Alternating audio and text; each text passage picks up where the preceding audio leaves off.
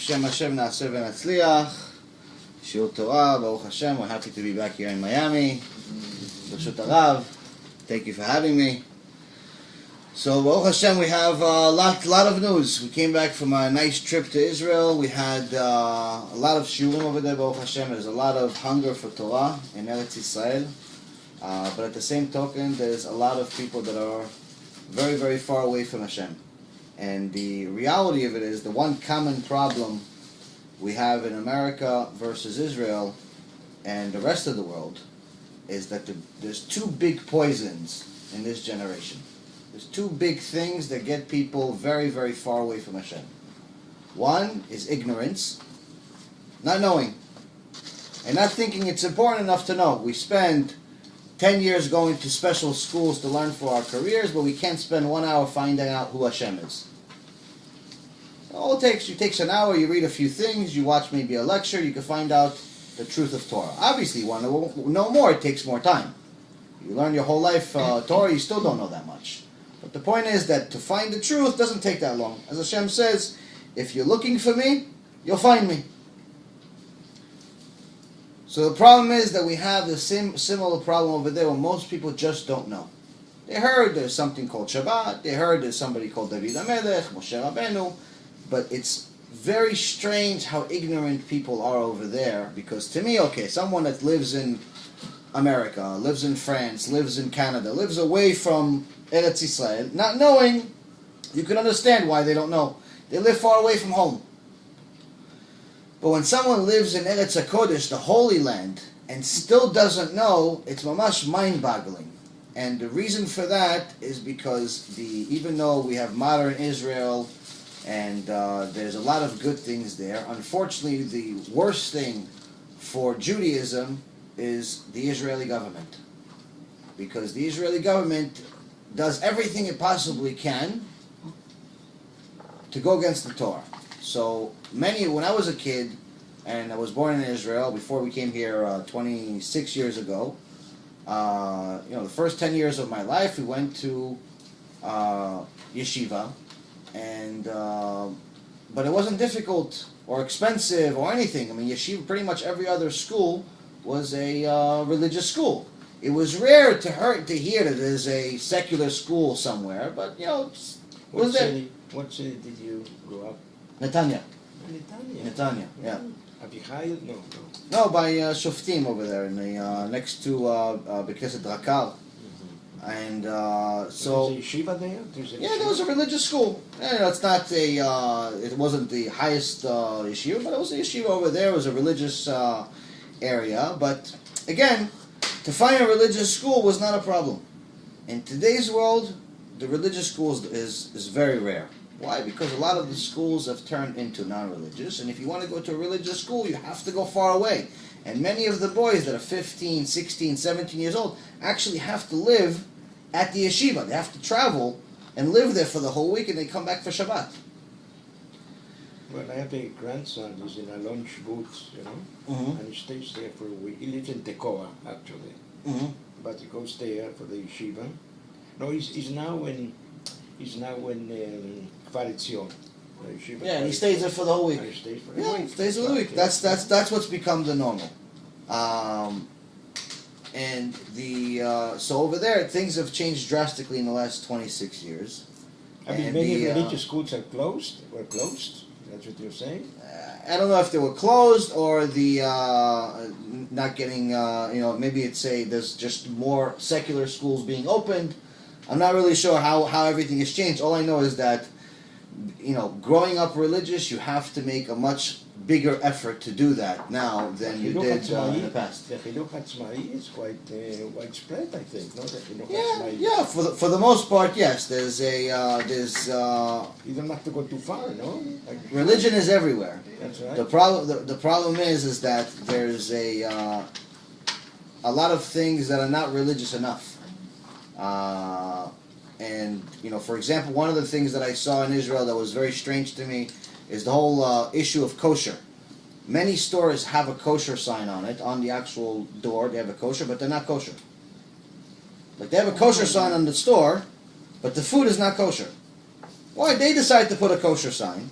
No one's stopping them, but they don't actually have a certificate from the government saying that it's kosher. So someone who doesn't know, a tourist that comes doesn't know, thinks the place is kosher. So, and this is everywhere.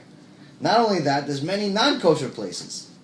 There's one place next to the hotel we had in Netanya, a Domino's Pizza selling pepperoni pizza on Pesach. I thought that eating, McDonald's on Yom Kippur was the worst, but pepperoni pizza on Pesach, I think, beat it. So you have a very, very big extremes. On one extreme, you have very, very religious people. On the other extreme, you have people that are completely anti. The common issue between them is both of them know nothing about each other. The religious people think that the non-religious are being non-religious because they don't want to be religious. They don't realize that they just don't know. For the most part, they don't know anything. So that's why they're not religious.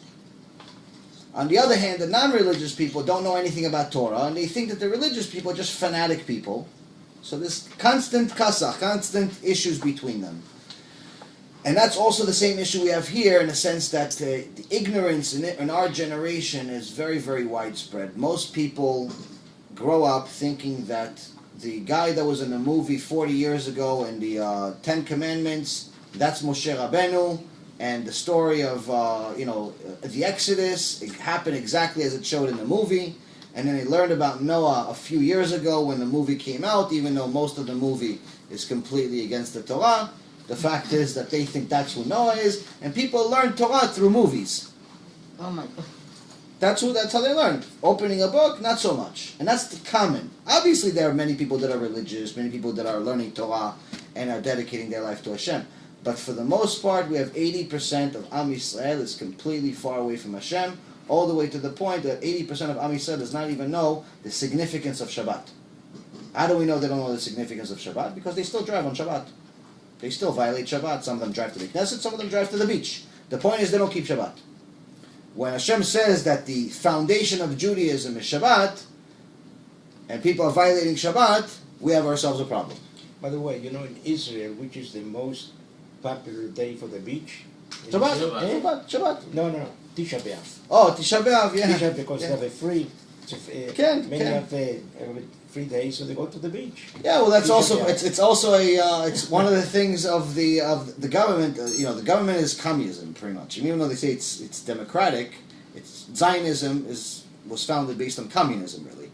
So a lot of the original Zionists, whether it's Herzl or Ben Gurion or any of those people, were not exactly pro-Judaism. As a matter of fact, there's a movie about the life of Herzl, where they found his diary, they found his journal. Now in Israel, if you go into the secular world and you say the name Herzl, it's almost like they worship him. They have streets after him, they have statues after him, they love him, they have teaching, they teach about him. Herzl is like the Mashiach. In reality, if you look at Herzl's journal, he has letters between him and the Pope. And the letter between him and the Pope is that he told them that his ultimate goal is to eliminate anti-Semitism, to stop anti-Semitism. That sounds good, right? Stop anti-Semitism is a great idea. But how does he want to stop anti-Semitism? He wants the rest of the Jews to do the same thing he did, which is what? Convert to Christianity. He converted to Christianity, and he wants the Jews to convert to Christianity. He did? He Yeah. did? No, he didn't. Yeah, he converted to Christianity. His son was a Christian, grew up a Christian, and only once this whole diary came out, No, he It didn't. became- He didn't convert to Christianity. that's according to his diary, according to his information, that's what he did. It's there's a whole movie about it on the internet. I can But send it to you. he changed his mind. He changed his mind afterwards, okay? But he married somebody Jewish. The children were okay. It's true that he didn't circumcise the son. No, it's also true that he wanted to convert the entire nation. It's in his diary. I didn't make it up. I don't have enough information about him to make up anything about him. This is a letter between him and the Pope. Then he has a whole journal of letters between him and the Pope, and his ultimate mission for the new Jewish nation is not for it to be a new Jewish nation. He wanted to be an Israeli nation, to be like the rest of Israel, the rest of Europe. He did not want Israel to be a religious Jewish country, and when you show disinformation to Israelis, for the most part, this is brand new information. This is Chidushim. Why? Because when you go to schools, most of the schools teach about the history of Israel. They teach Zionism, but they don't teach this part. So there's actually a whole movie on the internet that a few people put together. It's about maybe an hour movie, and you can see all of this. And it's a mamash unbelievable. And it's not opinions. It's no one's opinion of who he was, who his friends were. This is not just Herzl, it's also the rest of the gang. But the foundation of it was anti-Judaism. So the foundation of modern Israel is anti-Judaism. So today, we fast forward almost 70 years, we see the results. The people that came to the land of Israel 70 years ago were much more religious than we have today. One of the main reasons is because over time, when you tell them it's okay to not be observant, people think it's okay. They figure, okay, I'm going to come to Israel, and I'm in Israel, it's enough. And that's actually sometimes why you see some people that are like halfway religious, and they go on vacation to, they're religious at home, they go to vacation to Israel, and they become secular in Israel, and they come back home and they're religious again. In Israel they go to the beach, over here they go to the synagogue. And I see this firsthand. This is not stories I'm making up. This happens all the time. Religious people that are religious here, they go to synagogue, do tefillin every day, they learn here and there, religious. They go to Israel for vacation, not religious. Why? Because they figure that once I'm in Israel, it's okay not to be religious. And this is all coming from ignorance. Why? Because when you have doubt of how authentic the Torah is, if it's real or it's not real, it's very easy to violate it. When you know for 100% sure that it's real, and you know that Hashem cares about everything, the smallest thing, whether you do a bracha on a banana, or you go and keep Shabbat, whether you are going to do tefillin, or you're going to do netilat yadayim, He cares about everything. When you realize that He cares about everything, then obviously you're going to try to be as careful as possible about everything. When you think that sometimes He cares, sometimes He doesn't care, sometimes He's real, sometimes He's not real, then it's very easy to get off the derech. And this is why a lot of the times that in our shiurim and other shiurim, I try to add to the shiurim scientific proofs to the Torah and scientific proofs to Hashem, because to know it in a philosophical standpoint is great. But to know it in a scientific way, something you can feel, you can touch, you can see, makes it even more real. So before I forget also, in regards to Refuah Shlema to Mitchell or Michelle? Michelle. Mitchell? Mitchell Cotto? Mitchell Cotto, Amparo Bolofe, Lualdes Garcia, Moshe Eskenazi Ben Menachem, Isabel Perez, Josefina Matos, Marcela Matut, Edilma Guerrero, Jose Avila, Guillermo Solano. May Hashem give them refuah shlema. Also, we have to add Alta Gracia.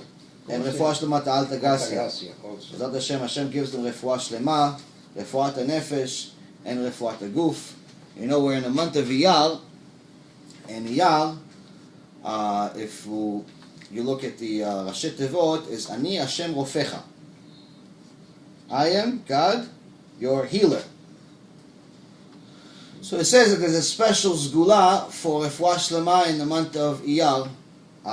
So I see some of the names that are on this list. I've seen them before, so they haven't gotten refuah shlema yet from our previous shiurim, but they're going to get refuah shlema this time. But also, there's actually one of the things I saw today in the book of Jeremiah. It says in chapter 17, verse 14, it says, Refaini Adonai ve'arafeh, oshieni ve'avashea, ki tehilati ata. It says, heal me Hashem, and I will be healed. Save me, and I will be saved. For you are my praise. So, Jeremiah, the prophet, is asking Hashem to help him, to heal him. He's asking for it for different reasons. He's not asking for it because he's sick. He's asking for it because the people that he's trying to do kiruv. He's trying to get Am Yisrael to do tshuva. And instead of them doing tshuva, they're going against him. They're torturing him in every way possible. So much so to the point where later on, he curses the day he was born. Why? Because on that day, he rebuked the nation for wasting seed. And what did they do? They forced seed out of him. They said, oh, you want to tell us how to protect ourselves? We're going to force you to make the same sin as us.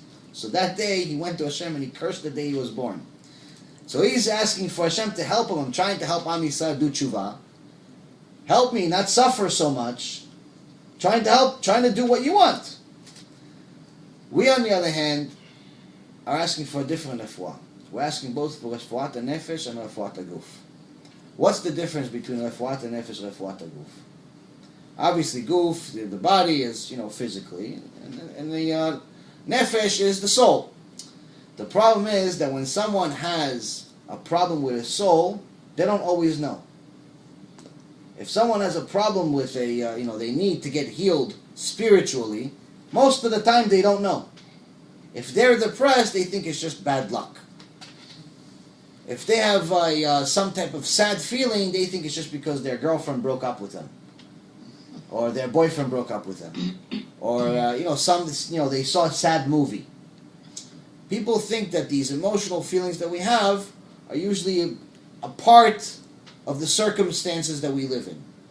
Most of the time, it's not that. Most of the time, it's because there's a disconnect between us and Hashem, whether it's enough emunah or even a connection at all. With guf, with the body, when you're sick, when you have a headache, you know you have a headache. So sometimes you have somebody that has a great body where they're very, very healthy, Baruch Hashem, but their soul is in a disastrous shape. Other times, you have somebody that has a terrible body, they have a lot of sickness, but they're always happy. Why are they always happy? Because the neshama is happy. When your neshama is happy, everything else is okay. You understand it as a purpose. When your neshama is happy, that means you're connected to Hashem. You're connected to the source of everything. When you're connected to the source of everything, you know that everything that He does has a purpose. When everything has a purpose, even the stuff that we think is bad also has a purpose. So this is one of the main things that we all have to work on. This is one of the main things that we're trying to do with every one of the shiurim, to try to get Am Yisrael to get connected back to the source. Hopefully I don't end up like Jeremiah where I suffer like him. I mean, we have some tikkunim, but not like him. But it's not easy. Because again, one of the main things that you have to tell people is that right now, most of Am Yisrael is part of it has the same issue, which is ignorance. We just don't know the truth. Why? Because we don't spend enough time learning it.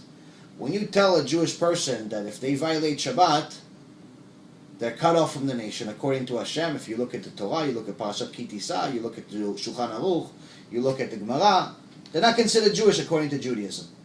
According to the Torah, they're not considered Jewish. If they drive on Shabbat, even if they drive to Beit Knesset, they're not considered Jewish. Someone that's secular, it's a problem for him. Because what do you mean I'm not Jewish? Right? It says on my Teudat Zeut, on my identification, that I'm Jewish. My mom is Jewish. I learned from, that if your mom is Jewish, everything's okay. I live in Israel, or I live in a Jewish community in America, or in Canada, or in France. What do you mean I'm not Jewish? This is a problem for them. It's hard for them to grasp this fact. It's not a fact I made up. I don't have any of this information. I'm not smart enough to be the sage. Not even smart enough to be a shoe of a sage. But this is what it says in the Torah, in countless places. So unless you educate them and you show them the sources, you show them what Hashem said, nothing's going to change. Well, by the way,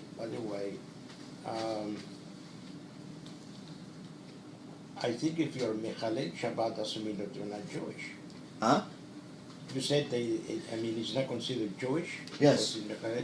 Well, that's not according to my understanding, but he needs the Shuvah. He needs the Shuvah, he has to improve, but it doesn't say that he stops being Jewish. You have Rishei Israel, people that are evil of Israel, they are Jews, right? Nobody will take away their Judaism. They have a ticket to be Jewish. You cannot take away the Judaism of a Jew. Okay, even if he is, okay, God forbid, he is, okay, doesn't keep the mitzvot, but he's still Jewish. I mean, you cannot take away the Judaism of a Jew. That's the way I understand. But in the Torah it says You something cannot different. say he's not Jewish. It's impossible to say he's not Jewish. In Shulchan Aruch it says it in 7 places. המחלל שבת בפרהסיה נחשב גוי לכל דבר. גוי לכל דבר means Gentile in every way.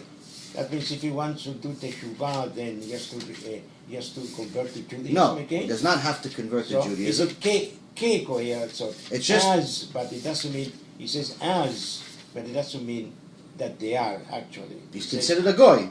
He says ke, Right.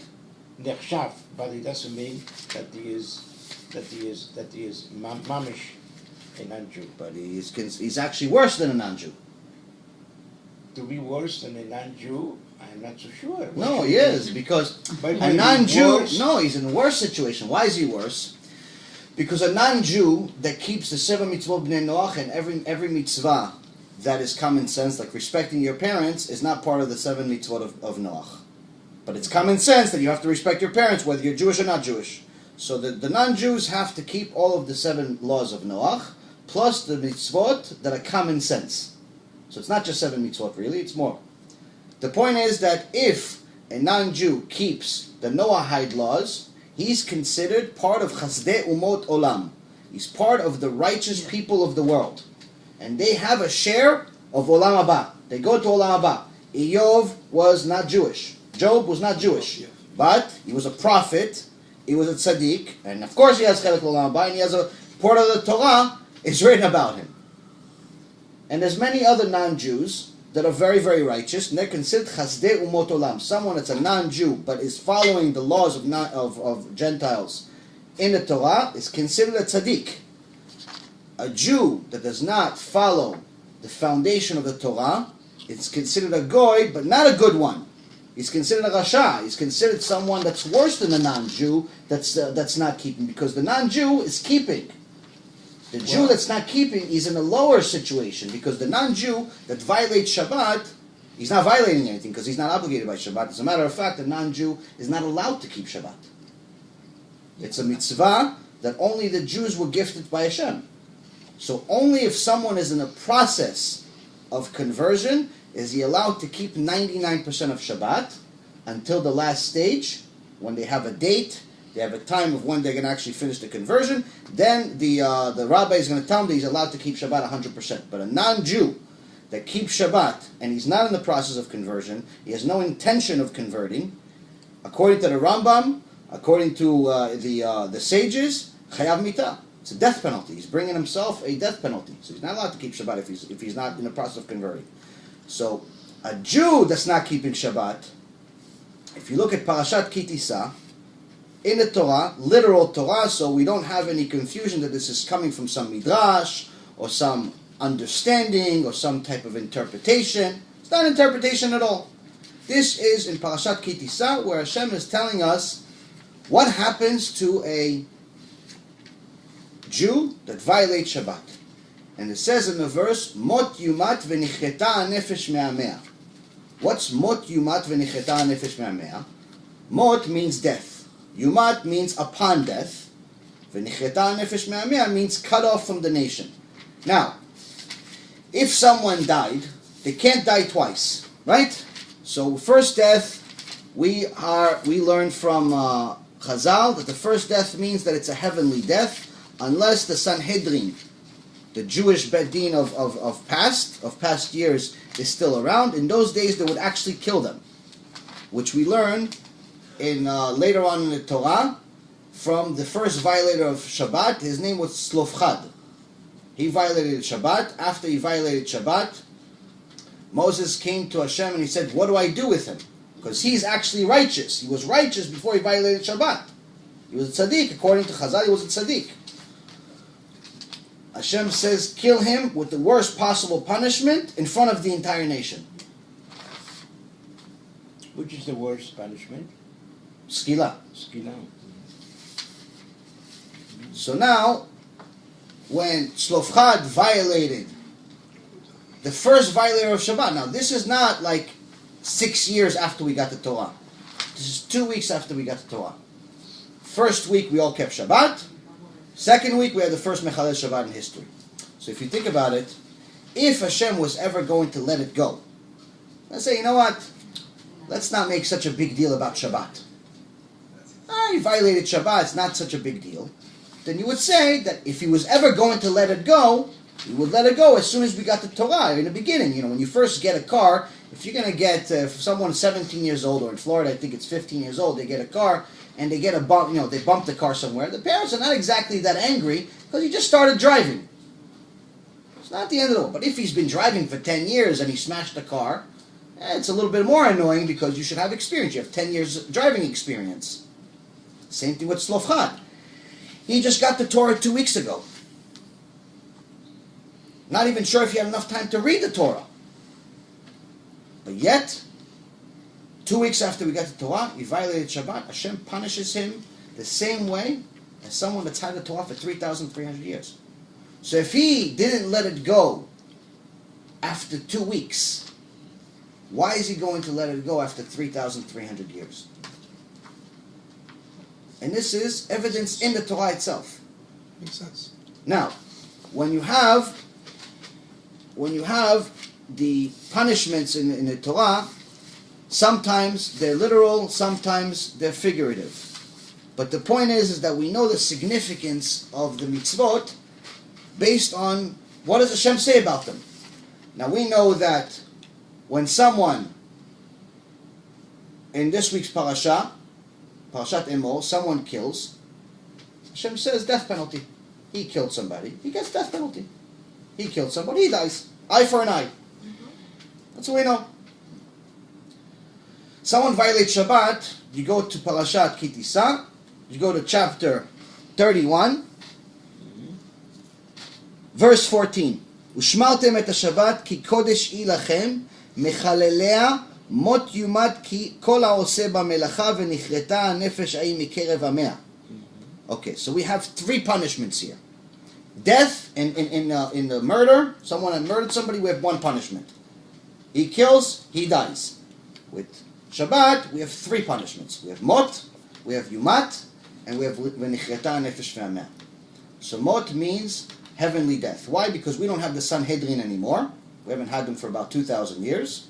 So we're not allowed to give death penalty ourselves. So Chazal says that even when the Sanhedrin are no longer around, the death penalties are still being given by Hashem, but in different ways. So instead of, for example, skila, which is stoning, instead of that, and according to the Gemara, it says the person will have an accident. Either rocks will fall on him, or will fall off of a building, or a big animal will run him over. In today's world, we understand a big animal running you over is a car hitting you,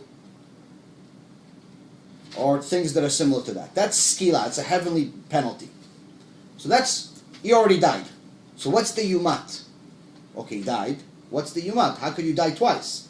So here Chazal explains to us, mot means here, yumat means next world. He has no share of the world to come. No olam haba. If he dies on Mechalel Shabbat, he has no share of the world to come. You cannot come to Hashem and say, no, I didn't like Shabbat, so I didn't keep it. Okay, you didn't keep it, fine. You have no share of the world to come. I'm understating the punishment. It's much worse than what I'm saying. But I'm not going to get you guys to get to the point of having nightmares. So the point is, no share of the world to come is really, really bad. Because you have a world to come, it's just not the good one. So now someone died twice. They died in this world, they died in the next world. But there's still a third punishment here. What's the nichreta nefesh me'ameh? What is the cutoff from the nation? If you look at it literally, if you look at it simply of what it says, if you're cut off from the nation, that means you're no longer considered part of the nation. If you're no longer considered part of the nation, according to the Shulchan Aruch, according to the Gemara, Shulchan Aruch mentions it 7 times. The Zohar mentions it countless times. According to the all of the books of the sages, you look at the Chafetz Chaim, you look at Rav Ovadia Yosef, you look at Rav Zevichi mentions in this particular book, there's maybe 15 different sources that he mentions. Actually, I happened to open this particular page before the lecture. It says, Ra'ui v'nachon. Oh no, this is not it. This is here. אין לצרף למניין מי שמחלל שבת בפרהסיה, כגון שהעושה מלאכה שאסורה מן התורה מפני 10 מישראל ביחד, ובכלל זה מי שנוהג במכונית בשבת ברשות הרבים, ויש שמקילים בזה בשעת הדחק. So here he's telling us someone that's a mechalel Shabbat is not even counted as part of a minyan. Now let's understand what's the significance of a minyan. Minyan, you have 10 people, they do a prayer. What's the significance of somebody not being counted part of the minyan? Because if we have a minyan, we have 10 people, one of them fell asleep. Does he count part of the minyan or not? Yeah. He's part of the minyan. No, he's not. No, if he's sleeping, if he's sleeping but he's righteous, he's still considered part of the minyan. Oh yes, if he's sleeping but he's righteous. That's the first time I hear that. If he's sleeping and he's righteous, he's still considered part of the minyan. If he's a mechalel Shabbat, he's not considered part of the minyan. More significant. We in Masechet Avodah Zarah. But this is halacha be'en morimba. This is halacha. Halacha be'en morimba. Mm-hmm.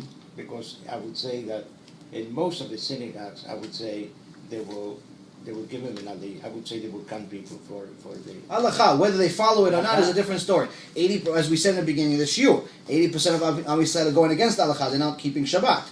Whether people do it or not is irrelevant. The point is, this is what Hashem gave us as a Torah. Whether we follow it or not is up to us. He gave us free choice.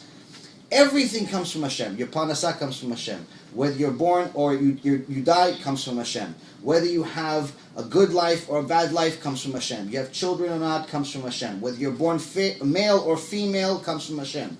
Everything comes from Hashem.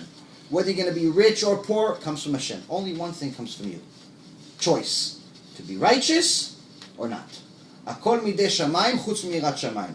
Everything is from Shamayim. Everything is from heaven, except the fear of heaven. Except whether you're going to follow what Hashem said. Fear of heaven means you're going to follow what Hashem says. So here he's telling us he's not considered part of a minyan. Another thing you can see from the Gemara Masechet Avodah Zarah, it says we're allowed to accept the korban, the sacrifice of the goyim.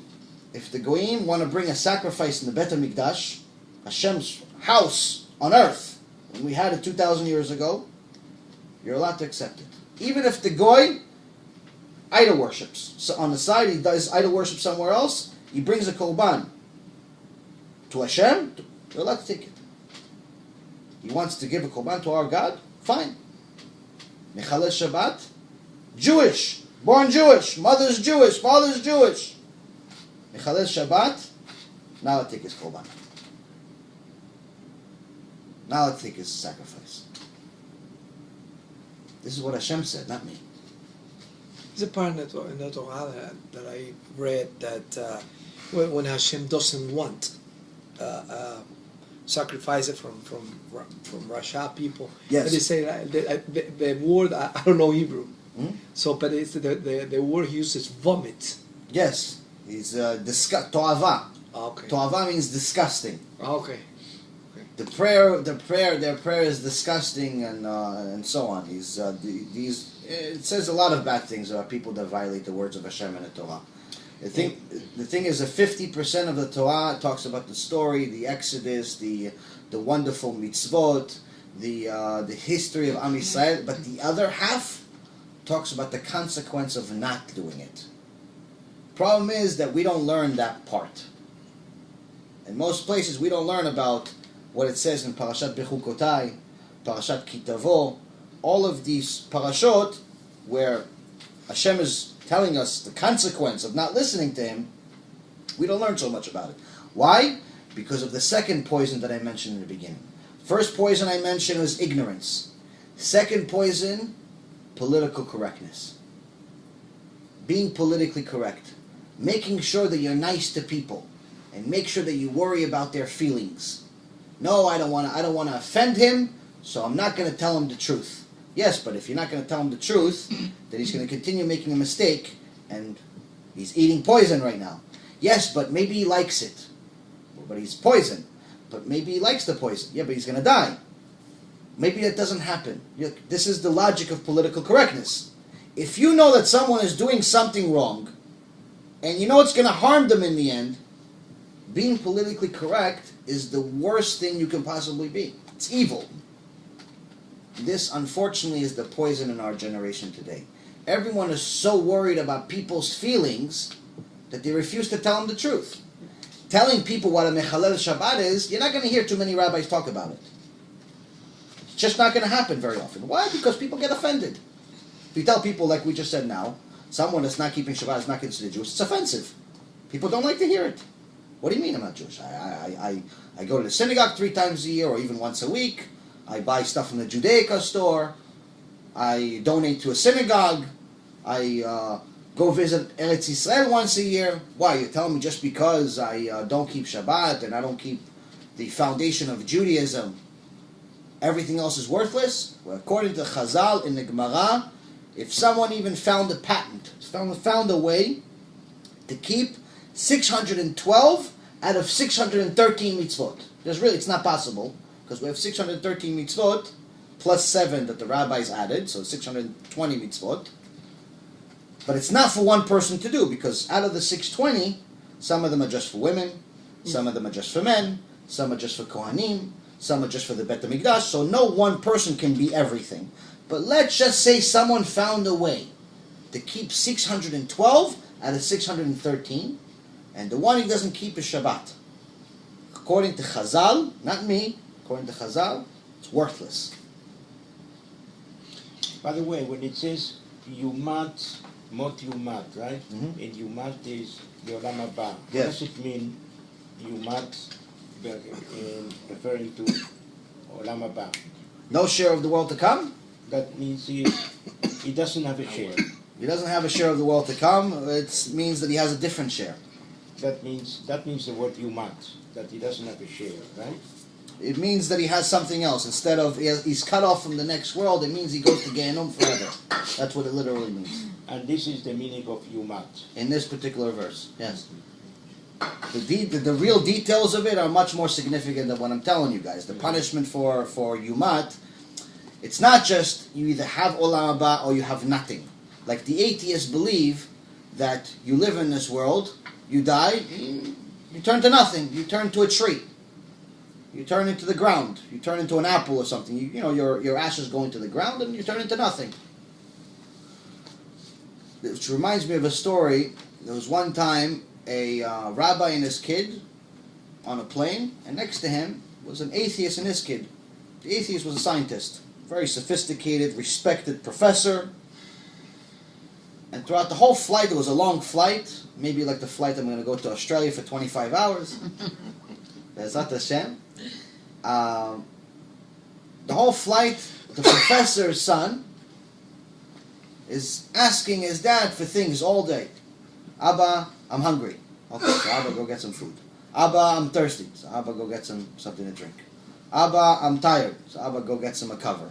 Abba, I need to go to the bathroom. He takes him to the bathroom. The whole 25 hours, he's torturing his Abba, misken the Abba.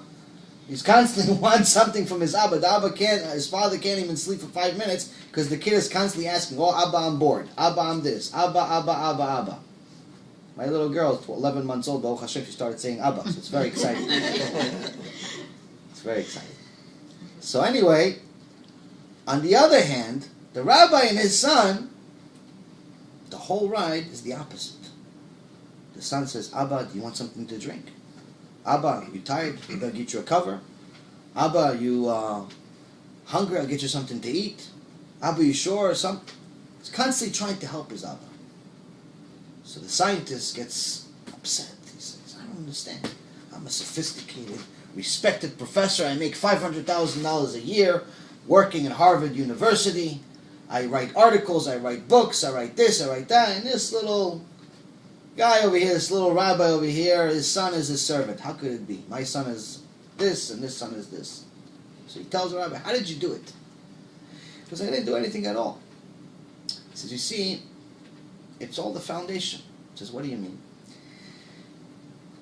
In your religion, you don't believe in anything. You believe that you came from monkey.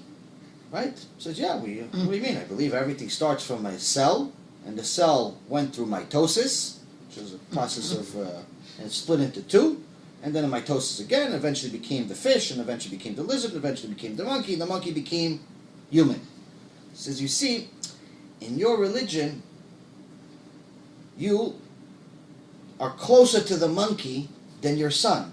You guys progress each generation, which means that your son sees himself as superior to you. You are closer to the monkey than he is, so you're closer to being a monkey than him. So he sees himself, I'm better than you. See, in my religion, we all came from Adam. And then Adam, we had Noach, and we had Moshe Rabbeinu, Avraham Avinu, Yitzchak, Yaakov, all the sages. Technically, all we did, we continuously downgraded. So I'm actually closer to the more important people. So my son serves me. Your son thinks you're a monkey. There's a story of Yaakov Kamenetsky. Yaakov Kamenetsky. Yes, I heard it. Yes. It's Yaakov Kamenetsky. this is one of the foundations. It's a one of the main things we have to understand is that when it comes to the Torah, when you work on it in a foundation, you're going to win long term. When you skip a few things and make your own rules, the reality of it is that it's very, very difficult down the road. And this is actually, in this week's Parashat, we have something very interesting. In the beginning of this week's Parashat, it says, Vayomer Adonai el Moshe, Emor el HaKohanim bnei Aaron, ve'amart aleim lanefesh lo yitama be'amav. Hashem said to Moses, say to the Kohanim, the sons of Aaron, and tell them, each of you shall not contaminate himself to a dead person among his people. Okay, so this is one of the laws of the Kohanim. The Kohanim were the special people. They were the Gdolei Ador. They were the people that one of them was the Kohen HaGadol that would speak to God for a few minutes each year to repent for the entire nation on Yom Kippur. You have to be so holy and so clear-minded and pure-minded that if he would have thought one thought that was not kosher during those few minutes that he was in the Kodesh Kodashim, the Holy of Holies, he would die on the spot. And since no one else was allowed to go into the Holy of Holies, they would tie a chain to his leg. Because if he died, they would stop hearing the bells. So they would just pull the chain. So these are holy people. The rest of the Kohanim, they had to work in the Bet HaMikdash, the Mishkan. These are the most righteous people of the nation. Now here we talk about their laws. They have special laws that are above and beyond the rest of the nation. They can only marry a certain type of people. A Kohen is not allowed to marry a widow. He's not allowed to marry a convert. He's not allowed to marry a desecrated Kohen, which means that if a Kohen in previous generation married someone he's not allowed to marry, even though he's a Kohen, his children are desecrated Kohanim, meaning that they're not allowed to marry Kohanim. He's not allowed to marry a convert. So there's special laws. The rest of Israel is allowed. The Kohen HaGadol, on the other hand, has even additional laws. He has to marry a virgin. Fine, so we have all these laws. But here in the first law, we have something interesting. First and foremost, Hashem says, say to the Kohanim, the sons of Aaron. Now, we already know from many times that it was mentioned before who the Kohanim were. We know that the first Kohen was Aaron HaKohen. Now, we also know that Hashem doesn't add one single letter in the Torah for no reason. Of course, He's not going to add a whole word. So why does He say, El HaKohanim, Bnei Aaron? We know that the Kohanim are the descendants of Aaron. And Aaron is still alive. So it's not like He's talking about, listen, talk to the descendants of Aaron, the Kohanim, like He's far away. Aaron is still alive here. So first of all, why the extra words? Second of all, there's even more extra words. First, He says, say to the Kohanim, the sons of Aaron, and tell them, Emor el HaKohanim, bnei Aaron, ve'amart aleim. So it says, say to them, and tell them. Say to them and tell them is the same thing. Why is He mentioning it twice? So Chazal says, there's two meanings to this. There's two times that you're mentioning say, has two different meanings.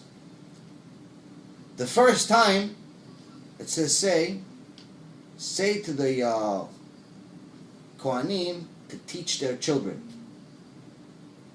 Not just the Kohanim, but to teach their children. Because if you teach the children, you're going to build a good foundation.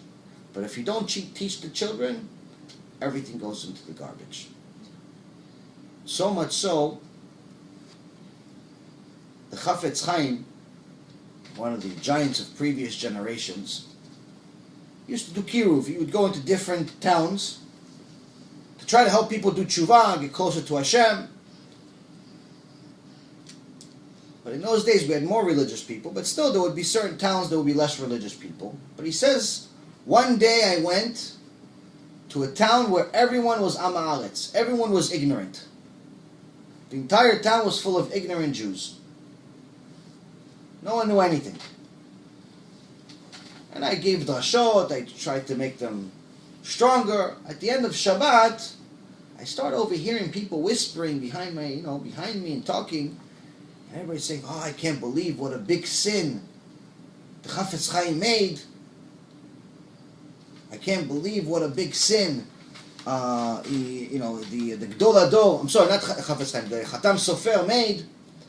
I can't believe it. He's like, what sin did I make? He's thinking, what sin did I make? And all these ignorants are telling me I made a sin, so it has to be a big sin for them to know it's even a sin bichlal. He can't figure out what sin he made. Not like us, where in 2 minutes we figure out 10 sins we made. So he asks one of his helpers, like, do me a favor, can you find out from them what are they talking about? Why are they all talking about what sin I made? So his helper goes and he asks him, what sin did he make? And the helper comes back with a big smile. He goes, Kvod Harav, you have nothing to worry about. He goes, what do you mean I have nothing to worry about? What sin did I make? He goes, you didn't make a sin. He goes, yeah, but everybody's saying I made a sin. Ribono shel olam, please. What do you mean I didn't make? That's everyone. The whole town is talking about the big sin that Gdol Ador made. You tell me I didn't make a sin? He goes, yeah, you don't understand, Kvod Harav. You make Kiddush on Shabbat, on Friday night. You make Kiddush on Shabbat afternoon. But on Mincha of Shabbat, you didn't make Kiddush. And they learned from their fathers something wrong. They said that according to their father, they made a mistake, told them that you're obligated to make Kiddush on Mincha. And you're not. So they think you made a sin. And you didn't make a sin. So Chatam Sofer is thinking to himself, okay, so why does Hashem know that I need this embarrassment of having all of these ignorant people looking at me as a sinner? I studied Torah my whole life. I, sacrificed my life to go help people do tshuva, to learn Torah. For why? What do I need to learn from this? And Chatam Sofer says, I need to learn from this parasha. Hashem is telling us here, when a Chacham, when a giant tzaddik is telling you Torah, and that Torah is against what he learns from his father, it's worth nothing. He's not going to listen to you. Even if you're Gdol Ador. Why? Because what he learned from his father, that's the foundation. Even if what his father said is against the Torah, he thinks it's true. So these people, these fools, think that you're supposed to do Kiddush and Mincha on Shabbat. The fact that I'm Gdol Ador, the fact that I'm one of the giants of the generation, doesn't mean anything to them. Because their father told them that you're supposed to do Kiddush or Mincha. In the Gemara, Masechet Sanhedrin, page 63, Eliyahu Hanavi, Elijah the prophet, tells a story. Elijah started as a person, became a prophet, and later went to the next world alive. He never died, became an angel. In the Sephardic world, you say Eliyahu Hanavi, it's a big deal. They love Eliyahu Hanavi. In every Brit Milah, in every circumcision, they have a chair for Eliyahu Hanavi. There's a lot of zgulot about Eliyahu Hanavi, and when you do Avdalah, some people make sure to say Eliyahu Hanavi's name 100 times. All types of things involving Eliyahu Hanavi. But now we need to know what Eliyahu Hanavi said. Right? So there's two stories about Eliyahu Hanavi from his mouth. In the Gemara Masechet Sanhedrin, this is the oral Torah, Eliyahu Hanavi tells us a story. He says, one day I came to a town and I saw that in the garbage pail there was this little baby, this little boy. 3 years old, 4 years old. And he's in the garbage. looking for food, and he was so hungry. I saw in him that he was so hungry that he started to swell from sickness. I told this boy, where is your family? Who's your father? He goes, no, they all died. So I say to him, if I tell you to do something every day when you wake up in the morning that's going to save your life, get you back to health, and you're going to live a good life, will you do it? The little boy says, yeah, sure. What do you want me to do? He says, from now on, every day in the morning, you say, Shema Yisrael, Hashem Elokeinu, Hashem Echad. If you say that every morning, Hashem is going to save you, and you go back to health. Eliyahu Navi says, in the middle of the sentence that he was saying Shema Yisrael, that Eliyahu Navi was telling the boy to say Shema Yisrael, the boy stopped him. Don't say his name. Don't utter his name. Chas v'shalom, don't ever say his name next to me. Because I learned from my father that the real God is this idol. And he takes the statue and he puts it on his stomach. This is my God. Because my father taught me this is God. So don't even say that other one's name. Eliyahu Navi says at that moment, his statue fell out of his hands and broke, and he fell on top of it and died. But what do we learn from here? Eliyahu Navi was going to save his life. What do you have to do? He didn't tell you, listen, you have to do 613 mitzvot, you have to be this, you have to become Gdolado, you have to do this. Nothing. What do you say? Shema Yisrael, mention Hashem's name, recognize that He exists. To save your life. Little boy. He says, no. Why? Because my father taught me something else. So even to save his own life, he's not going to go against his father.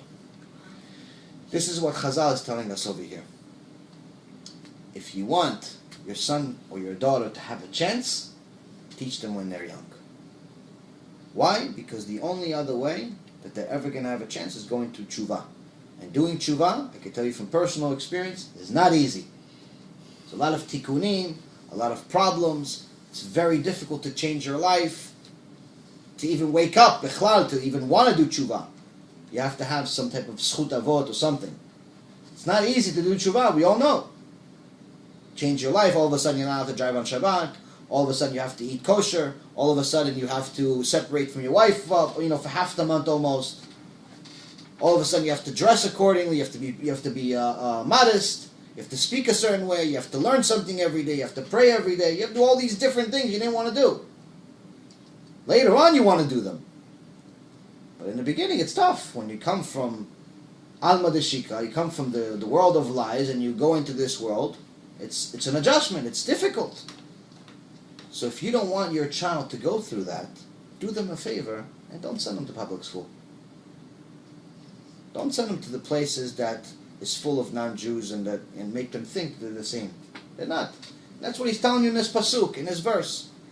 Teach the kids. But not only teach the kids, he's telling this to the Gdolei Ador. He's telling this to the biggest giants of the generation. He says, because even though you're giants, you still have to teach your kids. Just like the regular guy. So that's the first thing he's saying, Emor. The second one, Ve'amarta, Chazal says that's referring to teaching them everything from the last parasha. What's the last parasha? Parashat Kiddushim. Why is it such a big deal to learn Parashat Kiddushim? According to Chazal, it's because Parashat Kiddushim has the punishments for all the sex crimes. People being with people they're not allowed to be with. A married woman, a married man, a woman that didn't, his wife that's not pure, she hasn't gone to the mikveh, being intermarriage, incest with animals, homosexuality, all of these things that, unfortunately in many cases, today's world, have become very accepted. By the way, it doesn't say intermarriage, no? In Kiddushim. No. But this is sex. It's talking about, sex crimes. Obviously, is also referring to being with a goya or being with a goy. It's not mentioned. No, not in a specific parasha, but it's part of the overall sex crimes. I'm just mentioning the general parts. Aboel Aramit, no? It says. The, what was that? Aboel Aramit, Lokim, כן? Oh, מלקים אותו. Okay. So now, one of the main things that it mentions in last week's parasha is something very, very interesting. It talks about this idol called Molech. Now the pshat, the simple meaning, Chazal says, is Molech was a very famous idol that they worshipped in Canaan, which was the land of Israel. The Canaanites worshipped this idol. But there's a remez, there's a hint here that this means a little bit more than just this. It says, Ish ish mibnei Yisrael umin ager agar b'Yisrael asher yiten mizar'o lamolech mot yumat am haaretz yirgamu ba'aven. This is in chapter 20. Got it? Yeah. So it says, say to the children of Israel, any man from the children of Israel and from the proselyte, this is the converts, who live with Israel, who shall give of his seed to Molech, shall be put to death. The people of the land shall pelt him with stones, and so on and so forth. It talks about all the punishments that these people will get.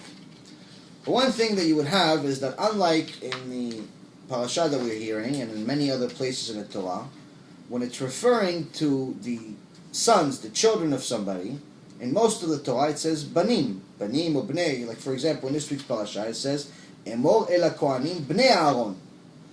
Say to the kohanim, the sons of Aaron. But here it's saying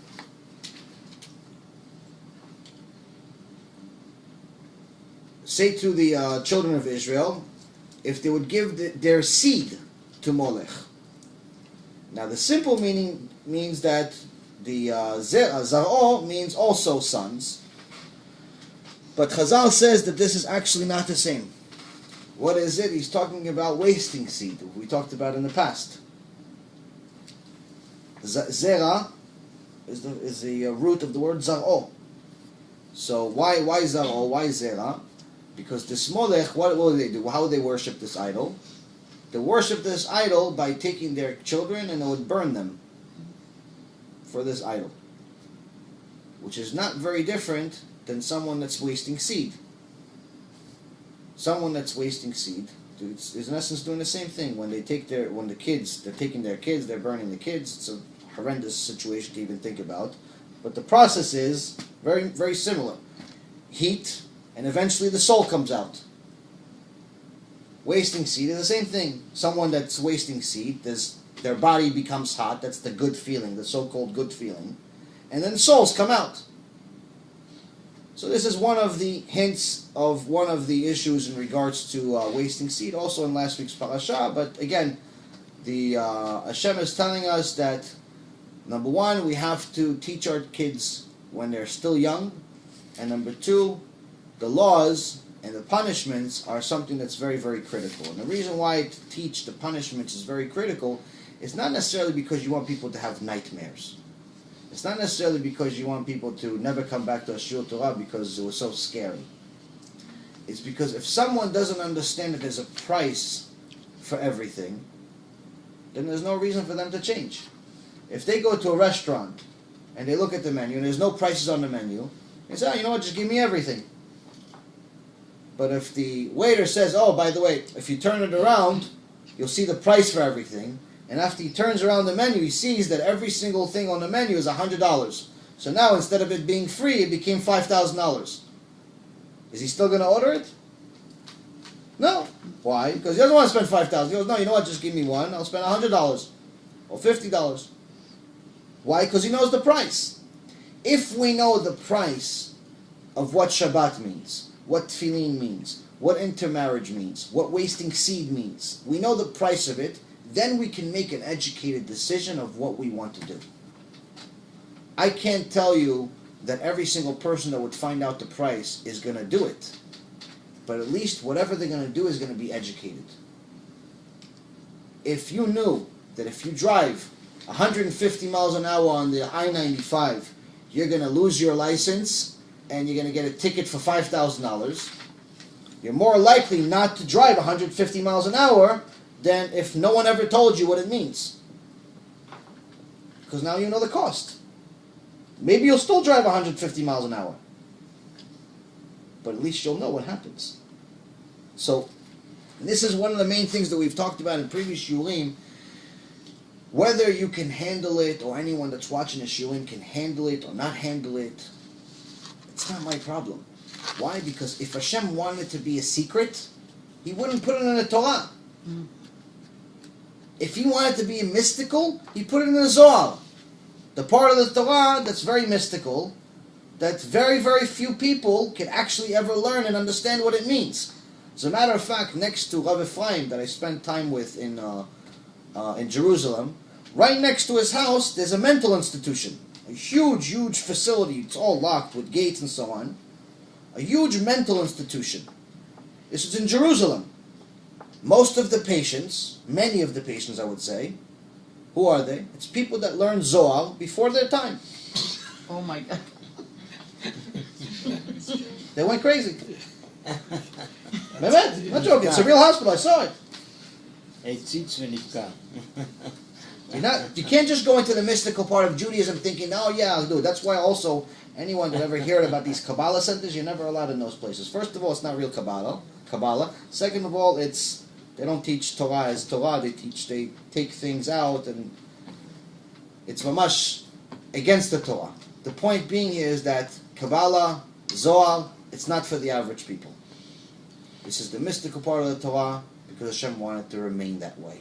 You have to earn your spot to get there, and to earn your spot to get there, that means you have to know the entire Chumash, the entire Tanakh, the entire Gemara, the entire Shulchan Aruch, all of the Midrashim, which minimum, even if you're a genius, will take you 20 years of studying day and night. So, when people had just learned what Shabbat was 2 years ago, to learn Zohar, you understand what I mean? But that's the thing. Why? Because Hashem wanted to remain mystical. There's a lot of secrets, a lot of beautiful stuff in the Zohar. Amazing things. Once in a while we quote a few small things from it. Not that I study the Zohar, but there's a few things you see here and there. The point being is that Hashem wanted to remain secret. So He put it there. Shabbat, intermarriage, sex crimes, all of those things, He put it in the literal Torah. And the written Torah is for everyone. Even the Goyim have to learn the written Torah. Why? Because they need to know what's their purpose in this world. So that means that to tell you what it means to be a violator of Shabbat or any of these laws is my obligation. It's not a right. It's an obligation for me to do it. Because according to the Gemara, Rabbi Yehuda Nasi says, if you see someone sinning and you don't rebuke him, you become the sinner. So someone can arrive in Shamayim after 120, and they're already, they're ready, they have their suit on, they're excited, I kept Shabbat my whole life, I learned Torah, I did this. So, oh, you're Mechalel Shabbat, you're this. What do you mean Mechalel? No, you got the wrong guy. I didn't violate Shabbat. What are you talking about? I kept Shabbat. I even learned Torah on Shabbat. He goes, no, but your friends, Steve, Joey, this one, that one, all the 10 friends that you have that were in the same neighborhood, you saw them every week go to the beach for 25 years. Not once you told them what Shabbat is. So you took their sin. I think you're not recording the voice maybe. This one? Yeah. Yeah, this. Yeah.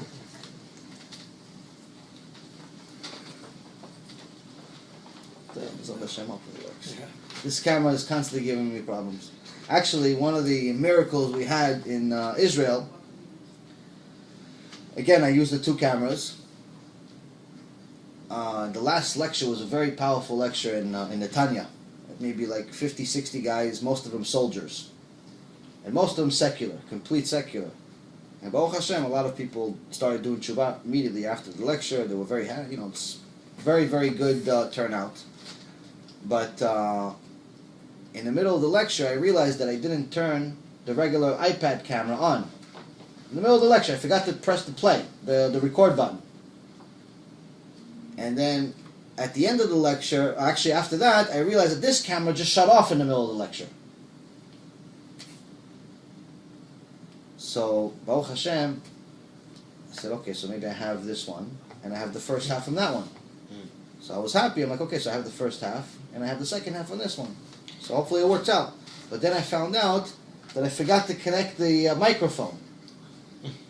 I forgot to connect all these new pieces, all this new technology. It's new, so I forgot to connect the microphone. Turn off again. Sad. What are we gonna do? So, incidentally, since you came from Israel, I heard or I read something that in Jerusalem they're going to allow open malls, open stores, some businesses or something. It's possible. Have you heard of that? It's possible. It's possible. I mean, it's happening. In Jerusalem.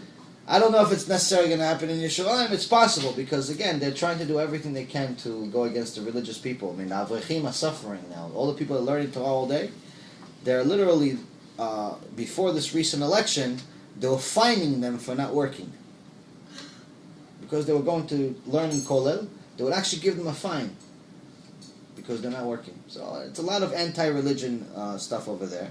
But some of the stuff is actually happening in America also. If you guys heard, I'm sure you heard that now there's a new law that you have to allow the bathrooms in public schools to be both for boys and girls. Yeah. Yes. Yeah. I'm not a prophet, but I have one prophecy to tell you guys. It's not really a prophecy, it's just logic. Rape is going to increase drastically over the next few years in this country. Why? You have to let people into the bathroom of where they feel appropriate. Okay, so the rapist feels appropriate next to his victim. You have to be a genius to figure this out. But this is what's happening at the end of time. We talked about it in the past. You okay? Are you okay? As we've talked about in the... He's looking for milk. As we talked about in the past, right now we find ourselves in the end of times. In the end of times, there's going to be a lot of balagan. There's going to be a lot of problems. And things are going to be the opposite of what they're supposed to be. And we see that. We see it there, as according to the Gemara in Masechet Sotah, page 49, it gives you all the prophecies of what's going to happen at the end of times before the Mashiach comes. It says that the leaders are going to go against the people. The face of the generation is going to be the face of a dog, which doesn't necessarily mean we're all going to look like dogs, even though scientifically they actually showed pictures that dog owners tend to look like their dogs. They do. I actually have a picture of it on my phone. I'll show it to you guys after the shiur. It's very, very interesting. I'm telling you, it's real. But it actually means something else. The Chazal explains that it actually means that just like the dog is a very rude animal, meaning it has no shame. Dog will lick himself and touch himself wherever he wants. He has no shame. Same thing with the generation, will not have shame. Now, I don't think I need to prove that part. This generation doesn't have any shame. And many other things similar to that. But we're seeing that a lot of these things are happening, have been happening, and there you go. Picture of the people looking like dogs.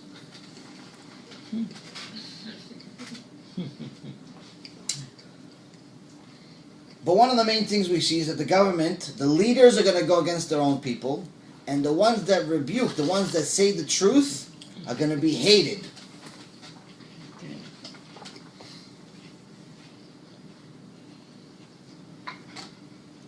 This is also what we learned from Jeremiah in the beginning of the shiur. Jeremiah, all he wanted to do was to save Am Yisrael. Instead, all they did was torture him. This is nothing new. As Shlomo HaMelech has said, nothing new under the sun. Nothing new. People have always had inclinations. In those days, they had the inclination to waste seed and worship idols. In our generation, we have a similar inclination as far as wasting seed, but the other one is our idol is a little different. In today's world, our idol is money. And that's why in a dollar bill it says, "In God we trust," because most people think that the dollar is God. Now, if you move on into the parasha, into the rest of this parasha, Hashem gives us a few secrets in it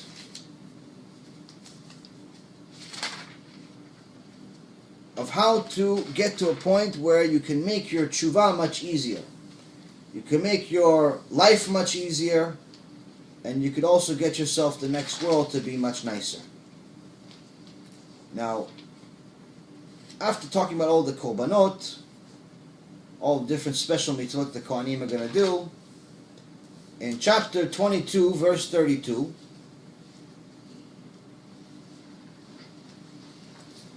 or even ולא תחללו את שם קודשי ולקדשתי בתור פני ישראל, אני השם מקדשכם. המוציא אתכם מארץ מצרים להיות לכם לאלוהים, אני השם. אני השם. Chazak u'baruch. It says, so you shall not desecrate my holy name. No Chilul Hashem. Rather, I should be sanctified. Among the children of Israel, I am Hashem, meaning that you should do, instead of Chilul Hashem, you should do Kiddush Hashem. I am Hashem who sanctifies you, who takes you out of the land of Egypt to be a God unto you. I am Hashem. So here he's telling us you have an opportunity. You have a choice. And you're going to live that choice every day. And that day is going to be eternal. The outcome of it is going to be eternal. You can either live a life where you're desecrating my name every single minute that you're alive. You act like the Goyim. You become one with the Goyim. You do whatever you want. You define the Torah the way you feel like it. Like this article that I saw of somebody that calls themselves a rabbi, said that God didn't mean it when he said that you're not allowed to be homosexual. There was an article that was written.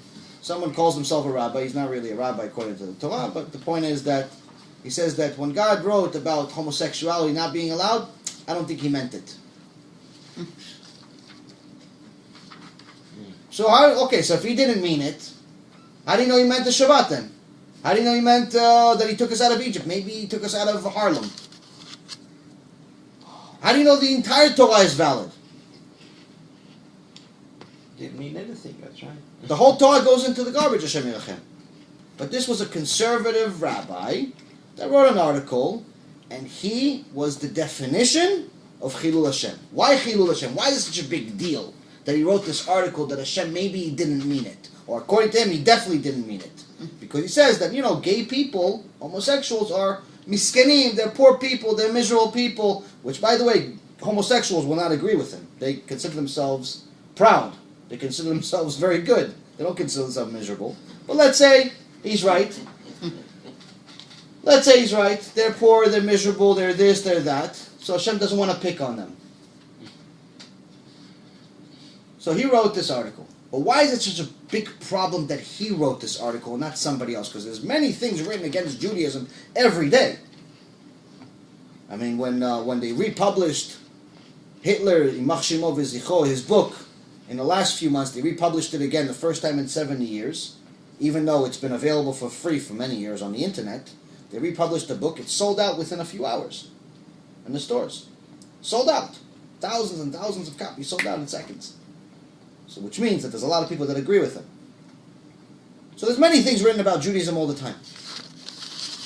But that wasn't a Chilul Hashem. Why? Because a psychopath wrote it, a psychopath bought it. Nothing changes. They hated Jews. He hated Jews. The buyer hates Jews. Nothing changes. But this guy that calls himself a rabbi, which I assume he's Jewish, writing an article saying that Hashem maybe didn't mean it, maybe Hashem made a mistake or something, why is that the ultimate Chilul Hashem, the ultimate sin? Because if you look at the commentary under that horrendous article, who's commenting? Christians. Not even Jews are commenting. Christians are commenting. What are they saying? You see, these rabbis have been changing the Torah for 1,000 years. This is nothing new. That's why Christianity is right. Yeah. So by going against the Torah, he gave the ones that are idol worshipping, pretty much. Not pretty much. The Christianity is idol worship according to the Torah. So what he's doing here is he's giving them validity. Now they also don't agree with the Torah. They say it's right up to a point, and then they have a new book. But they never said it's wrong. They just said it's right up to a point. We start a new thing. We have a new thing. We have a continuation of the book. Even though there's a mistake in every single page of the New Testament, whether it's the amount of people that came to Egypt with Yaakov, in the Torah it says in several places 70, in the New Testament it says 75. I don't think Hashem miscounted. When it says 70, it should stay 70. Where the location of the Ma'al Machpelah, you can check where it is. It's still here. They have the wrong location in the New Testament. And many, many other wrong mistakes that a 3-year-old that knows a little bit of Torah knows. The point is, they believe it. Fine. They have their own cheshbon with Hashem. They have their own accounting with Hashem. At one point, they're going to have to pay for it. Fine. But the Jew is in a much worse situation than him. Because he gave them validity with his stupid article saying that Hashem made a mistake. And that's one of the things that if we start giving our own opinion, the Torah, you can close it, you can put it in the cabinet right next to Harry Potter. It's worth nothing. And that's why we're obligated to teach Torah to everyone we can, and according to what Hashem and the sages say. Not our opinion, not what's popular, not what's modern, not what we like, not what gets people to laugh. Okay, you can make people laugh here and there with a joke, great. As Chazal said, you should start a shiur with a joke. I'm not very strong on that end, as you've noticed. Most of the jokes I'm laughing at myself. I don't actually have actual jokes. But the point is, fine. But you have to tell people the truth. So here we have, Hashem is telling us a secret. He's telling us you can desecrate my holy name like this Rasha did that wrote the article. Or you can sanctify my name. It's a choice. You have a choice. You can sanctify my name or you can desecrate it. There's nothing in between. Your actions are either Kiddush Hashem or the Chilul Hashem. It's your choice of what you're going to do. What's the benefit? If you've noticed, in verse 33 it says, Amotzi etchem me'eretz Mitzrayim, who takes you out of Egypt. In most English translations it's actually wrong. It says took you out of Egypt. It's not took you out of Egypt. It's actually who takes you out of Egypt, meaning in the future tense. Amotzi means who takes you out in the future.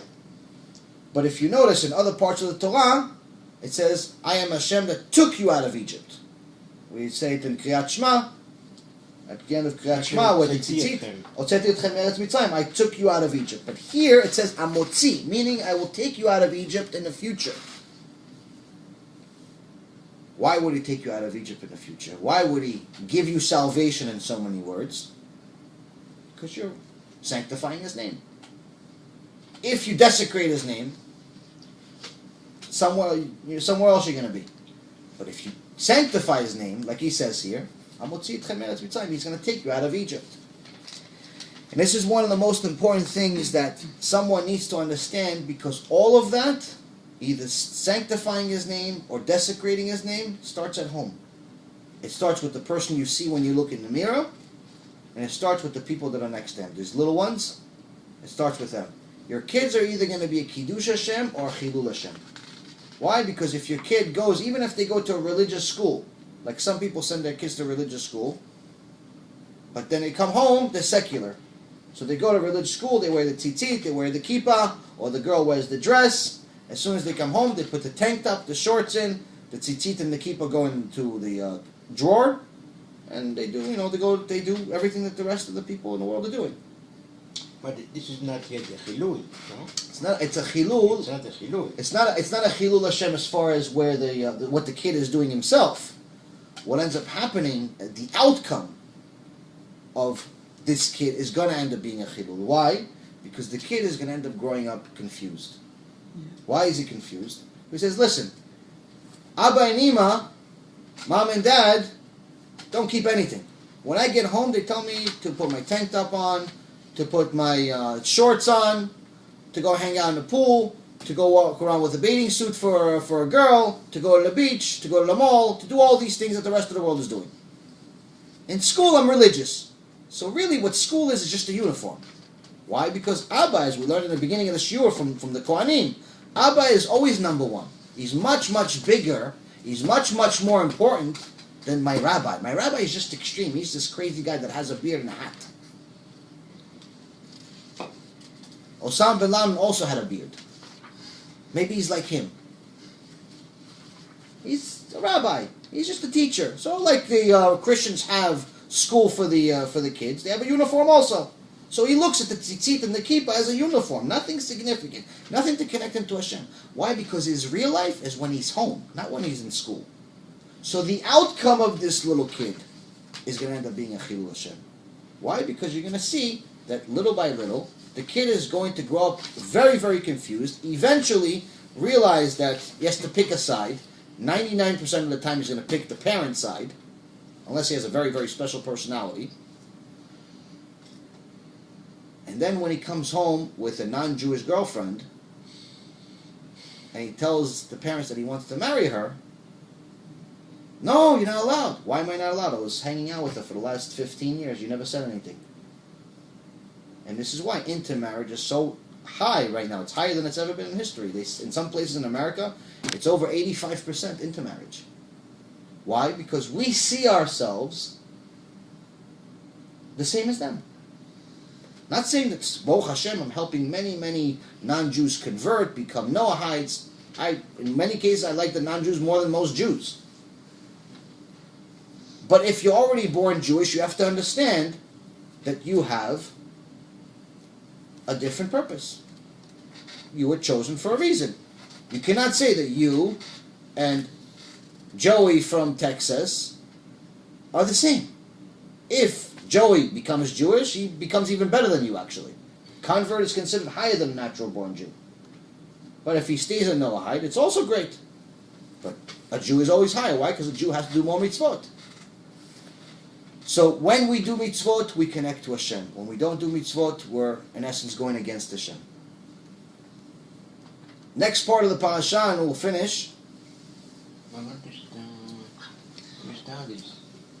She's right here. I have to leave.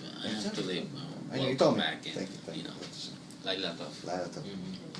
So, the next part of the parasha talks about the holidays, but it starts off with something very interesting. It talks about the Omer, the Shavuot, Pesach, Rosh Hashanah, Sukkot. Hashem is telling us specific times of when to celebrate these holidays.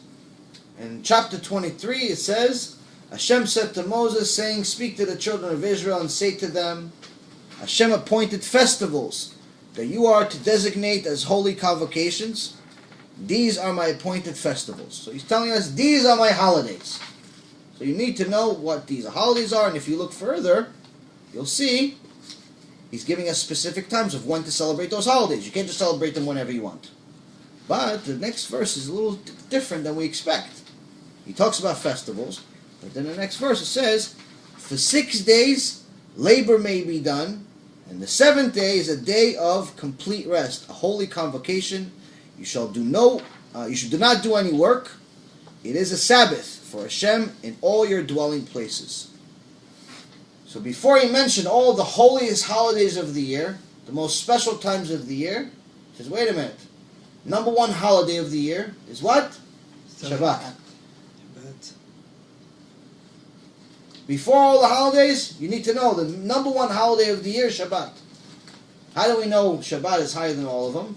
If you notice in Beit Knesset, there's aliyot. People go up to the Torah. On a traditional day like Monday and Thursday, we have 3 aliyot. 3 people go up to the Torah. On Rosh Chodesh, we have 4 aliyot. On Chagim, we have 5. 5 people go up to the Torah. On Yom Kippur, we have 6. On Shabbat, 7. The more aliyot, the more significant. Before all the holidays, Shabbat comes. Shabbat is bigger than Yom Kippur. Shabbat is bigger than any holiday we can have. Violating Shabbat is much, much worse than violating any other holiday. And it's every week. So this is what Hashem is telling us. The dates are very interesting in a sense that it's actually one of the best proofs of the Torah in regards to scientifically. If you notice, if we look at the mitzvah of Pesach,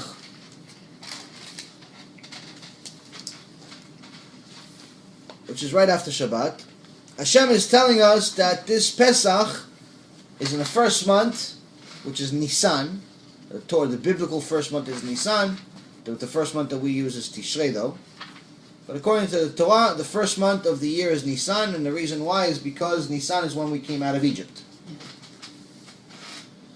So on the 14th of this month, you have to celebrate Pesach. Now in other parts of the Torah, it calls Nisan Chag HaAviv, the holiday of the spring, meaning that we must celebrate it during the spring. It can never be in a different time. So this has to do with the calendar. Now, if you notice, in the secular Christian holiday, they have a leap year every 4 years. They think, there's obviously a leap year, and their holidays change as far as the timing.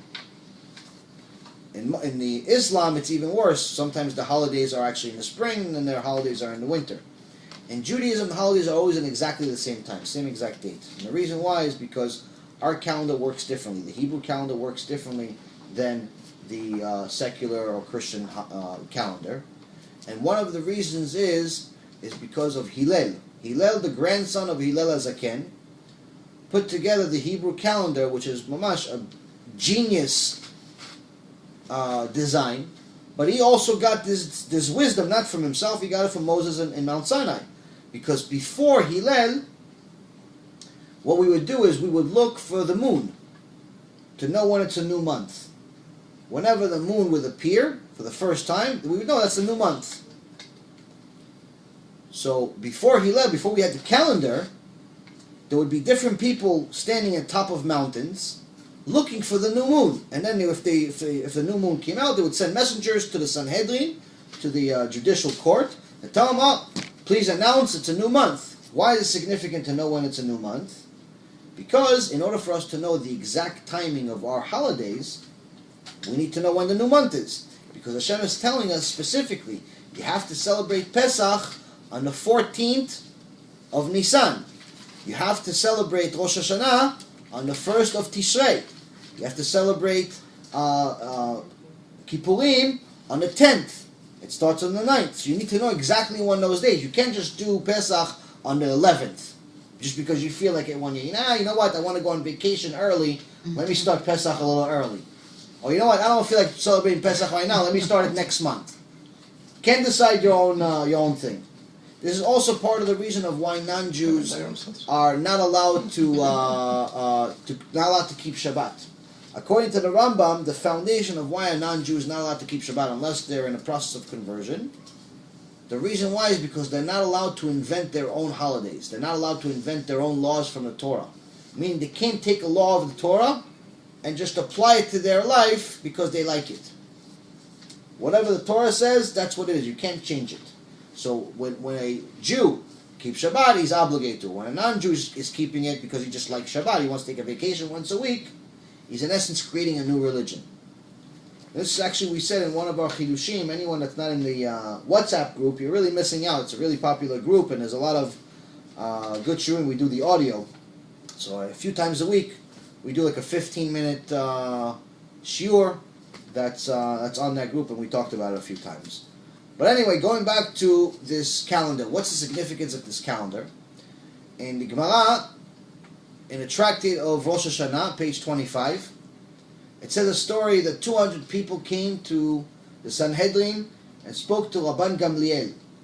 Rabban Gamliel is one of the holiest people that ever lived. And they all came to him, 200 witnesses, came and told him, Kvod Harav, please announce it's Rosh Chodesh. The new moon has appeared. 200 witnesses. Rabban Gamliel says he's standing inside of a building. He says, no, I'm sorry, you're all wrong. There's no way that the moon appeared. What do you mean, Kvod Harav? You're inside of a building. 200 of us just came from the outside. How could you tell us what we saw? It's like you came from the outside. You said, listen, there's 3 cars in the front. And I said, no, there's no 3 cars. There's 1. How could I know? I'm inside. Right? So Rabban Gamliel says, because we have this information from Moses and Mount Sinai, where Hashem told us the exact amount of time, the minimum amount of time that it would take the moon to rotate around the earth. It could never be less than 29 days, 12 hours, 44 minutes, and 3 1/3 seconds. Or the way he says it is 29 and a half days, 2/3 of an hour, and 73 parts of a minute. Halakim. Right. So in math, and if you write the number out, it's 29.53059. So it's 29.53059. It's a 7-digit number. This is information that we had since Moses, 3,300 years ago, before there was telescopes, before there was even a calculator that could figure out such a number, before anything. And we say that the moon can never be renewed in less than time than this. It could be renewed in 30 days and more time, but it can never be less than this exact number. After 50 years of research and $790 billion invested by NASA from the U.S. government, they finally came to a number that's very close to ours. 29.530588. Meaning, instead of 53059, they have 530588. Meaning it's 2 millionths of a day. So you take 1 day, you divide it to 1 million. You got 1 millionth of a day, take 2 of those. 2 millionths of a day. After they spent almost $800 billion, they could have got it for free if they learned Gemara, Masechet Avodah, Masechet Rosh Hashanah. The Germans in 1965 came out with a number even closer. They were off by 1 millionth of a day.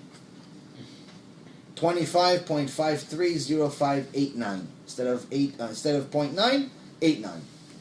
So I bet you they read the number. They wanted to prove it wrong. Yeah, probably. That's my. But the point here is that we see that the precise science that we have in the Torah could not have been done by a human being. Could not have been given by a human being. Why? Because there was no way for the human being to get this type of information. This is the same thing we've talked about in regards to the number of stars in the universe. Same thing about the kosher animals, the difference between kosher animals and non-kosher animals, kosher fish, not kosher fish. There's many, hundreds and hundreds of scientific proofs of the Torah being divine. And one of them is we learned from Rosh Chodesh, which is part of the reason of why when the Greeks wanted to destroy Judaism, they didn't care about the people as far as them living or dying. They wanted the people to live. They wanted to give them jobs. They wanted to give them money. They just wanted to destroy the religion. How to destroy the religion? They told them, you're not allowed to keep Shabbat. You're not allowed to circumcise. You're not allowed to keep Rosh Chodesh. Shabbat, we understand. It says in the Torah, it's a covenant between us and Hashem. Brit Milah, we also understand. It says in the Torah, it's a covenant between us and Hashem. But why Rosh Chodesh? Because if we don't know the exact time of when Rosh Chodesh is, the beginning of a month is, we're not allowed to celebrate the holidays. We can't just make up a day. Hashem in this parasha gives us exact time of when Rosh Chodesh is going to be, exact time of when you're allowed to celebrate the holiday. Last but not least is the end of the parasha tells a very, very good story that gives us Mekalel. a musar scale about today. This is about, as the Rav says, about the mekalel, about the person that cursed Hashem's name. It says, Ben isha Yisraelit v'hu ben ish mitzri betoch bnei Yisrael v'yinatzu b'machane ben Yisraelit v'aish Yisraeli. The son of an Israelite woman went out, and he was the son of an Egyptian man among the children of Israel. This is the only known story and the only known person that came out of intermarriage, out of a woman that was with a non-Jew. And Chazal says that this was not her choice. This is actually the story that we had when Moses killed the Egyptian. Remember when we heard this famous story about Moses saw the Egyptian hit the Jew? Mm-hmm. Now, that Egyptian that he killed was the father of this person, of this son. Why? Because why did Moses kill this Egyptian? Because Moses saw in his Ruach HaKodesh that the Egyptian actually slept with that Jewish person's wife. Shlomit was a very, very friendly, flirtatious woman, and she would say hi to everyone. So this Egyptian thought that when she said hi to him, she was coming on to him. So he decided to come in the middle of the night, at 3 o'clock in the morning, to the house, tell her husband, go to work. And then he came back inside. Now it was dark. It's not like today they have lights. It was dark, so he went into bed with her, and she didn't know that it was not a husband. And he slept with her. Now after he finished, the husband came back, so that there's no work. And he saw that this Egyptian was just with his wife.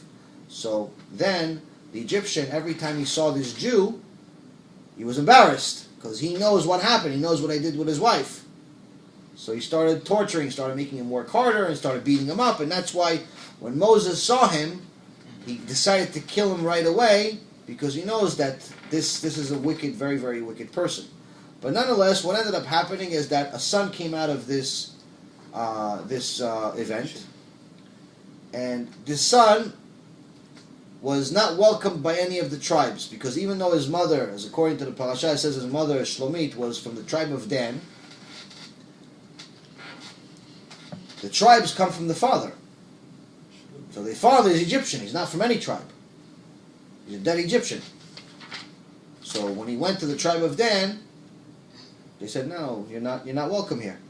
So then he took him to Bedin, and Moshe Rabbeinu decided that the tribe of Dan was right. He's not part of the tribe of Dan. So because of that decision, the son, this guy ended up cursing the name of Hashem. So now it says they placed him under guard to clarify for themselves through Hashem. Vayinichu b'mishmar lifrosh lahem al pi Adonai. They locked him up in a cell to go clarify with Hashem, what do we do with him? Now later on we find out Hashem spoke to Moses saying, remove this blasphemer to the outside of the camp, and to all those who heard shall lean their hands upon him, the entire assembly shall stone him. So he gets the worst penalty. But why do they have to clarify it? I mean, they know, it says in the Torah, previous to this, someone that curses the name of Hashem gets a penalty. So Chazal tell us they have to clarify, not if they're going to kill him or not, but how they're going to kill him. Like if he gets the worst punishment, or he gets something a little lower. Either way, it's a death penalty, but there's 4 different levels of death penalty. But they also tell us here that they put him in a separate cell. Lama a separate cell? Because there was somebody else on the other cell. Who was the other person? The person that we're going to learn about in a few weeks, named Tzlofchad, that we mentioned earlier. Tzlofchad just violated Shabbat. He just violated Shabbat at the same time, so we had 2 big sinners at the same time. Now, they didn't want to put the 2 in the same cell. Why? Because they already knew that Tzlofchad is definitely getting the worst punishment for violating Shabbat, and they didn't know if this guy's also getting the worst punishment. They didn't want to put him in the same cell because then he would get more suffering than he deserves. Because he knows that Tzlufcha is getting the worst punishment, and if he's in the same cell as him, he's going to think, oh, I'm also going to get it. And if it's not, Hashem doesn't want to give him more punishment than he deserves, even when he deserves the worst punishment. Wow. So it was judged. So the foundation, the Musar Eskel, the real lesson from this whole story, and how we connect it to what we've learned throughout the whole night, is why did this happen? How did this guy end up seeing all the miracles in Egypt, seeing all the miracles in the desert, hearing and seeing the voice of Hashem, getting a miracle every day? He's got his food from heaven every day. To get to the point of cursing Hashem's name. How did it happen? This is why they mention his mother's name. It all starts with the parents. If the parents are sanctifying Hashem's name, there's a better chance of the son being better. If they're desecrating Hashem's name, there's more of a chance of it being worse. Yeah. Shlomit was known, she specifically mentioned by name, and Chazal specifically explained that she was not modest. Not modest. So what's modesty in Judaism? To give you guys an idea, there's a last story, and then you guys ask as many questions as you want. In the Gemara Masechet Avodah Zarah, page 17, this Gemara, it says the story of Rabbi Hanina ben Tardion. Rabbi Hanina ben Tardion was one of the holiest men that ever lived. And Rabbi Hanina ben Tardion had two daughters. One daughter was married to Rabbi Meir Baal HaNes, Bruria. And then he had another very righteous daughter, which I don't recall her name, and I don't think it mentions in this Parashat, in this Gemara. He had two daughters. Now Rabbi Hanina ben Tardion, one day he got a heavenly punishment that he saw, and the Romans came to collect him, and they decided to burn him with a Sefer Torah. They wrapped around the Sefer Torah around him. He was one of the 10 martyrs. They wrapped him around in the Sefer Torah and they burned him. So before this whole thing happened, him, his wife, and his daughter, the one that's not married to, not Brulia, the other one, were all in the same cell. And they're all thanking Hashem for all this to happen. And they know exactly why they got the punishment. Rabbi Hanina ben Tardion, and the Gemara says, what did he do? What was his punishment? This holy person, he says, I misused Hashem's name. You would say Hashem's name in order to know how to use it. Now, you're not allowed to say Hashem, pronounce Hashem's name. If you notice, the name of Hashem, Yud, Hey, Vav, and Hey, that's written in the Torah or in our Siddur, we don't actually pronounce that word. We say a different word. Or we say Hashem. The reason why is because the name is too holy, we're not allowed to say it. And that's why you're allowed to say Hashem, because Hashem doesn't actually mean, it's not a name, it actually means the name. Ha means the, Shem means name. So you can say Hashem as much as you want, but you're not allowed to say the actual name or the name that you mention when you read the Torah.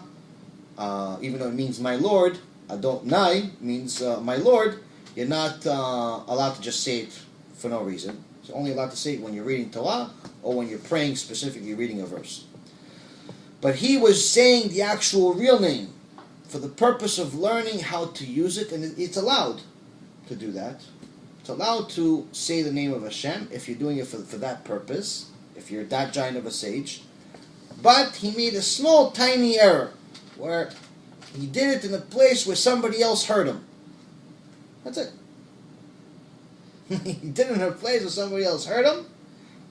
In our level, it's not even a sin. We don't even know how to say it or what to say. Don't just say what it says in the Torah. Say Hashem. But the point is, he misused Hashem's name, which in his level was considered taking Hashem's name in vain. He got death penalty for it. His wife, on the other hand, she knew that that's what he was doing, and she didn't rebuke him. She didn't tell him. What happened? Hashem also gave her a death penalty. The Romans also killed her. But the story that's connected to this parasha is not him or her. The story that's connected to this parasha is the daughter. The daughter was punished by the Romans they sent her to a prostitution house to become a prostitute. This is a tzadikah. Kubiyat, no? Kubiyat. Yeah, they sent her to a prostitution house, but she's a tzadikah. She's not a prostitute.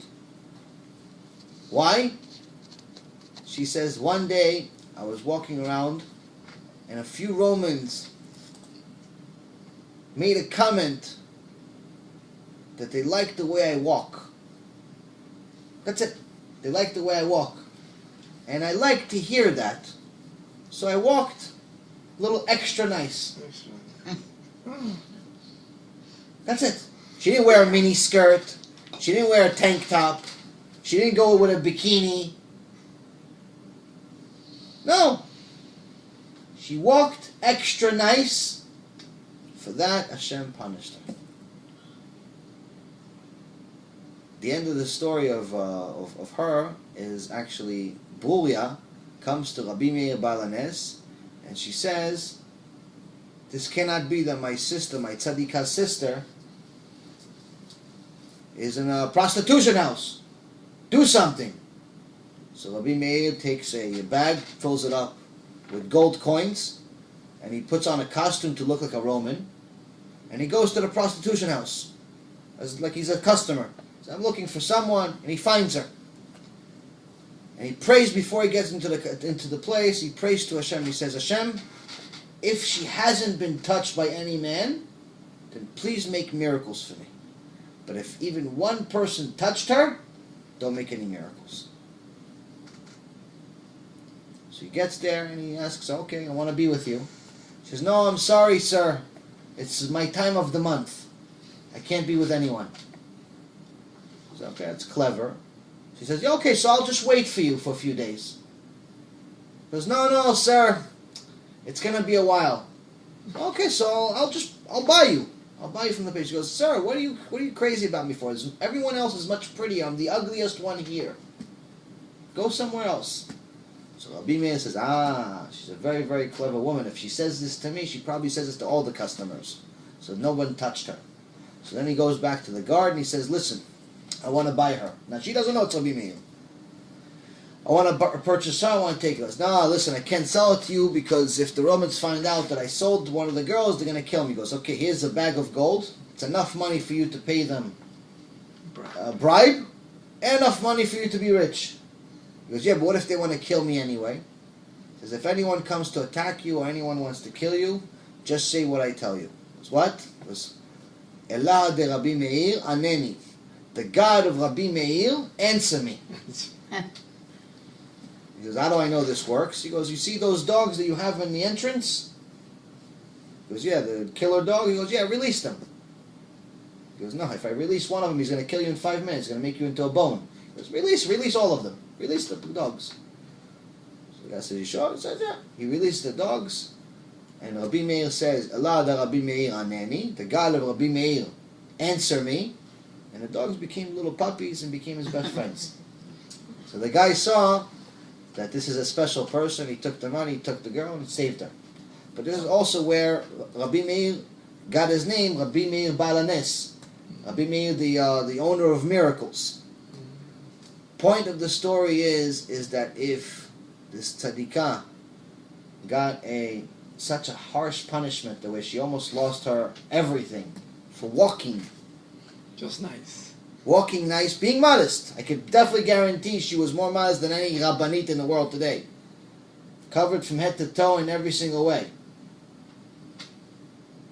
If she got that, then what do you think someone's going to get for wearing immodest skirts, immodest pants, immodest shirt, immodest everything, not covering this, not covering that, walking around half naked thinking they were supposed to be like the animals? This is not my rules. This is not what I made up. This is HaShem wrote it. Why? Because he wants everyone to know it. If he didn't want you to know it, he definitely wouldn't write it in the written Torah or the Gemara, the part that we're supposed to learn every day, and he definitely wouldn't give me the words to say it and remember all of the stuff for you guys. So, unless you have any questions. Okay. Baruch Adonai Le'olam. Amen v'amen. Korach.